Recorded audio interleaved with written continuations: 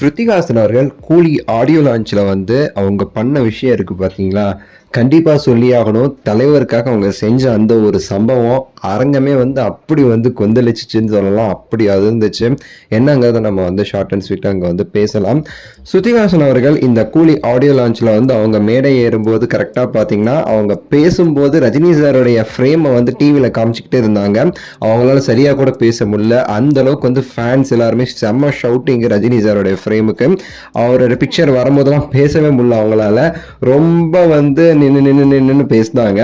அதுக்கப்புறம் அவங்க பேசும்போது சூப்பர் ஸ்டார் பற்றி வந்து நிறைய விஷயங்கள் அப்படி இப்படின்னு சொல்லிட்டு அவங்க வந்து மெயினாக வந்து ஒன்று செஞ்சாங்க. அதாவது ரஜினி சார் உங்களுக்காக நாங்கள் வந்து ஒன்று செஞ்சு காமிக்கணும் அப்படின்னு சொல்லிட்டு, அதாவது நான் நிறைய பாட்டு பாடியிருக்கேன், இனியும் பாடுறேன், ஆனால் உங்களுக்காக இங்கே ஒரே ஒரு லைன் நான் வந்து பாடி காட்டட்டுமா ப்ளீஸ் அப்படின்னு சொல்லி கேட்குறாங்க. ரஜினி சார் ஓகேங்கிற மாதிரி கையில் சைகை காமிச்சாரு.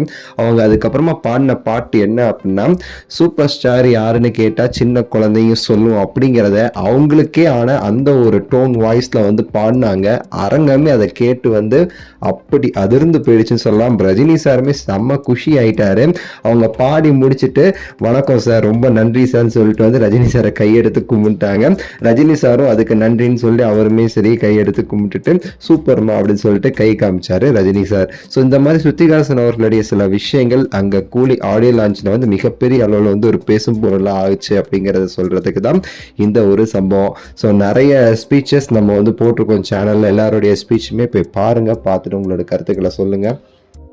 ஸோ இந்த கூலியோடைய இந்த ட்ரெய்லர் ரிலீஸ் ஆனதுக்கு அப்புறமா எங்கேயோ போயிடுச்சு. இவங்க ஸ்பீச் எல்லாம் ஒரு பக்கம் போகுது, தலைவர் ஸ்பீச் ஒரு பக்கம். இந்த ட்ரெய்லர் பார்த்தீங்க, என்ன ஒரு ட்ரெய்லர், அதை நீங்கள் பார்த்துருப்பீங்க. அப்படி வந்து படத்துடைய ஹைப்பை வந்து எங்கேயோ எடுத்துகிட்டு போயிடுச்சு அப்படின்னு நம்ம வந்து சொல்லலாம். ஆடியோ லான்ச் வந்து களை கட்டிடுச்சு. அப்படியேட்டு ஒவ்வொருத்தவங்களுடைய ஸ்பீச்சுக்கும் தலைவருடைய இதுக்கும் தலைவர் ரியாக்ஷனுக்கும் அப்படி வந்து அதிருது ஸ்பீச்சை கேட்கும் போதெல்லான்ட்டு வெறித்தனாங்க. ஆனால் சன் பிக்சர்ஸ் வந்து தரமான ஒரு சம்பவம் சூப்பராக வெறித்தனமாக பண்ணியிருக்காங்கன்னு நான் வந்து சொல்லுவேன்னா, அந்த கூலியோடைய ஆடியோ லான்ச் வந்து அவங்க வந்து பண்ணது தான்.